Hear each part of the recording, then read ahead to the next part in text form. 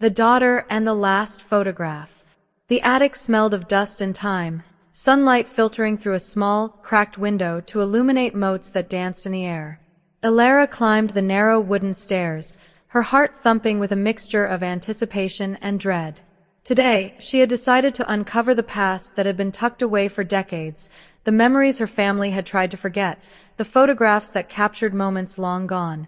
She reached the attic floor and ran her fingers along old trunks, each one heavy with forgotten possessions.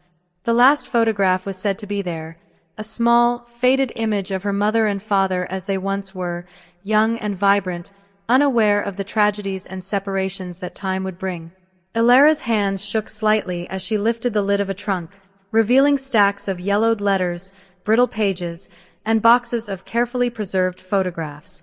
Carefully, she sifted through them, feeling the weight of history in every frame. Some photographs were joyful, filled with laughter frozen in a moment.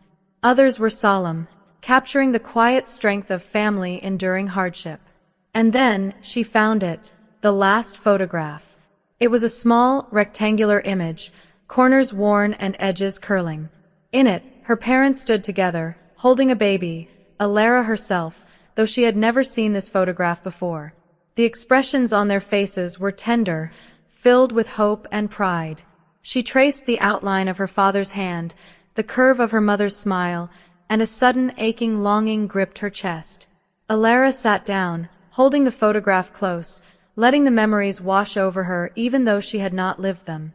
She felt a connection, raw and unfiltered, to the people who had shaped her, whose lives had been cut short or scattered, leaving fragments behind. The photograph was more than an image. It was a vessel, a whisper from a past that demanded acknowledgement. As she lingered in the attic, she began to notice small details. A note tucked behind the frame, a faded ribbon that had once held a stack of letters together, the faint scent of her mother's perfume preserved in the paper. Each element deepened her understanding of who her parents had been, of the love that had been, and of the life that had been interrupted by circumstance. The afternoon light faded, and shadows stretched across the attic floor. Elara felt the silence of the house press against her, a reminder of absence, yet also of resilience. She realized that discovering the past was not just about remembering, it was about understanding, about piecing together the fragments to form a picture of who she was and who she could become. With the photograph clutched in her hands, she descended the attic stairs slowly. Every creak of the steps echoed in her mind, a rhythm of reflection and anticipation. She carried with her not just the image, but the stories it represented: joy, sorrow, perseverance, and love. The last photograph was a bridge, connecting her to a past that had seemed inaccessible, now alive and vivid in her memory and heart. That evening, she placed the photograph on her desk, carefully framing it. Light from the window illuminated it, revealing details she had not noticed before: the glint in her father's eyes, the gentle tilt of her mother's head, the innocence of a moment forever frozen. Elara knew she would spend hours studying it, letting it guide her understanding of family, history, and the unbroken thread of love that spanned generations. Night had settled over the house, but Elara remained at her desk, the last photograph before her, bathed in the soft glow of a lamp. The quiet hum of the city outside contrasted with the memories stirring inside her, and she realized that the photograph was more than a relic. It was a key, a map leading back to the essence of her family and to herself. She traced her parents' faces again, feeling their presence as if the image could breathe. Her father's determined gaze, her mother's gentle tilt of the head, the warmth of the tiny baby's hand, it all spoke to her across decades, whispering stories of courage, love, and sacrifice. Elara understood that the photograph carried not just their likeness, but the choices, hopes, and dreams they had entrusted to her, even without words. Unable to sleep, she rose and walked through the quiet rooms of the house. Every corner held a memory: the hallway where her father had taught her to walk straight, the kitchen where her mother had hummed softly while preparing meals, the living room filled with laughter and warmth. Yet there were also spaces of absence: empty chairs, silent shelves, rooms left untouched for years. The photograph had illuminated these gaps, revealing both the presence and absence that defined her childhood. Her thoughts drifted to questions long unanswered. Why had they left her with only fragments? What circumstances had forced them apart from the life they had begun together? Each unanswered question weighed heavily, yet the photograph offered a kind of understanding, a reminder that life was often incomplete, but that meaning could be found in the pieces one did possess.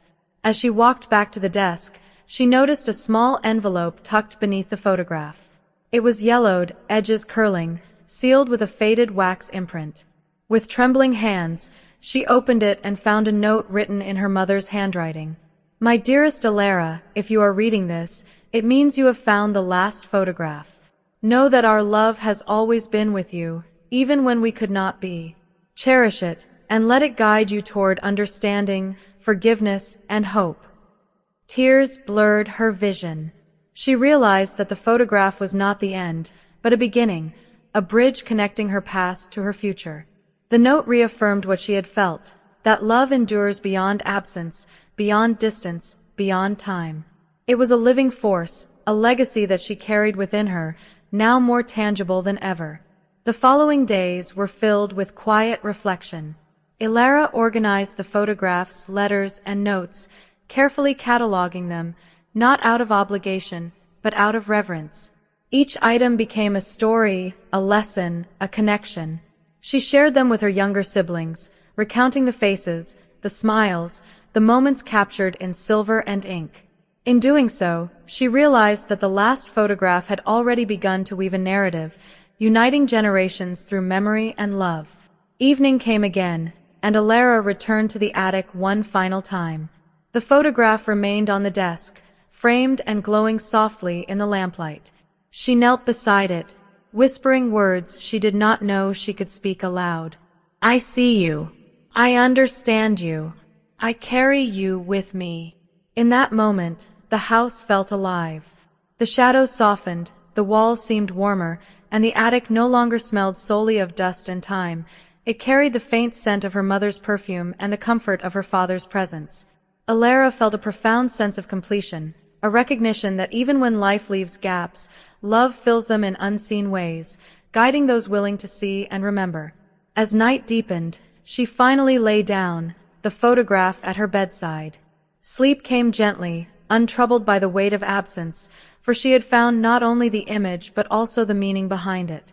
The daughter, once searching, had become the keeper of memory, the guardian of love, and the bridge between past and present. And with that understanding, she drifted into dreams illuminated by the enduring light of the last photograph.